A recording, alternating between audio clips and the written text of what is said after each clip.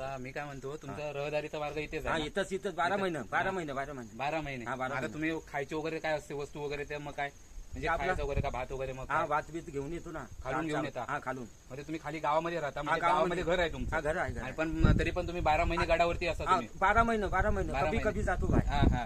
जातो हे बघा यांची मांजरं पण छोटी छोटी त्यांनी हा. पाळली आहेत बघा. हा. तर तो 4 आहेत. म्हणजे कायमस्वरूपी ते इथे गडावरतीच असतात. आणि गड म्हणजे असं ना वरच्या सुरक्यावरती एकदम टोकाला वरच्या जवळजवळ 4 ते 5 तास कंपल्सरी खालतू गावातून वरती यायला सर करायला गड सर करायला 7 तास लागतात. आणि मामा कायमस्वरूपी पावसाळा असू दे, हिवाळा असू दे, उन्हाळा असू दे, तुम्हाला गडावरती 12 महिने तुम्हाला. आणि बघा ही छोटी इकडे सगळं संत गाडगे महाराजांचं इथे धर्मशाळा वगैरे आहे बाजूला. आणि इकडे त्यांची झोपडी आहे बाजूला समोर.